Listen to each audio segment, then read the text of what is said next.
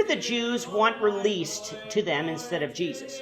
This is the question that we seek to answer today as we continue our verse-by-verse study of the book of Mark on Walking Through the Bible. His word, the glory of his cross. If you have a Bible with you, turn to Mark chapter 15. We're going to be reading from verses 1 to 15. If you don't have a Bible, don't worry. Just follow along with us on the screen. The version that we'll be reading from is the New King James Version. So, Mark chapter 15, beginning at verse 1. Immediately in the morning, the chief priests held a consultation with the elders and scribes and the whole council. And they bound Jesus, led him away, and delivered him to Pilate. Then Pilate asked him, "Are you the king of the Jews?" He answered and said to him, "It is as you say." And the chief priests accused him of many things, but he answered nothing. Then Pilate asked him again, saying, "Do you answer nothing? See how many things they testify against you." But Jesus still answered nothing, so that Pilate marveled. Now at the feast he was accustomed to releasing one prisoner to them, whomever they requested. And there was one named Barabbas, who was chained with his fellow rebels. They had committed murder in the rebellion. Then the multitude, crying aloud, began to ask him to do just as he had always done for them. But Pilate answered them, saying, "Do you want me to release to you the king of the Jews?" For he knew that the chief priests had handed him over because of envy. But the chief priests stirred up the crowd so that he should rather release Barabbas to them. Pilate answered and said to them, "What then do you want me to do with him whom you call the king of the Jews?" So they cried out again, "Crucify him." Then Pilate said to them, "Why? What evil has he done?" But they cried out all the more, "Crucify him." So Pilate, wanting to gratify the crowd, released Barabbas to them and delivered Jesus, after he had scourged him, to be crucified.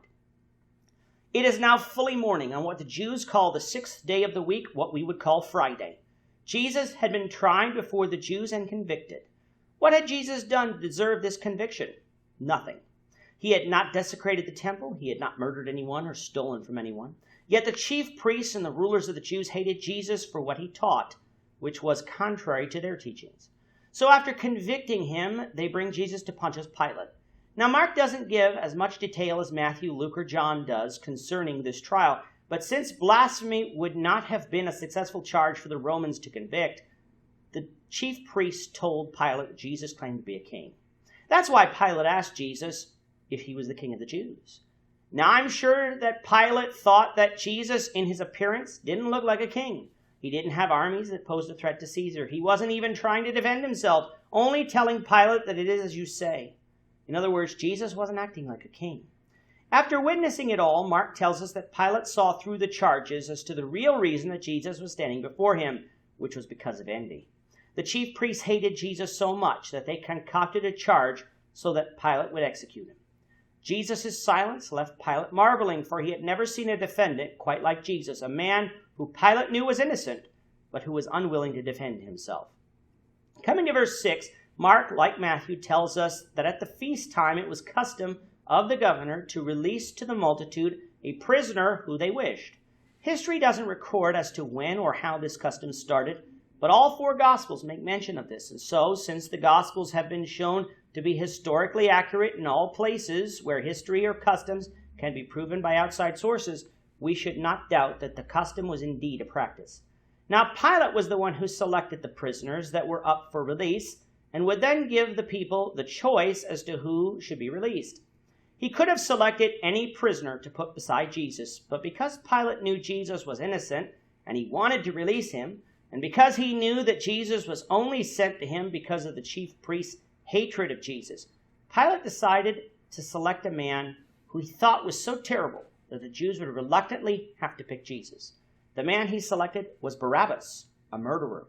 He put these 2 men before the people and asked which one they wanted released. I'm sure Pilate was shocked with their answer in asking for Barabbas, so he then asked what he should do with Jesus, who is called the King of the Jews. They yelled out that they should crucify him. Crucifixion was a vicious form of execution that was often reserved for the most heinous of criminals.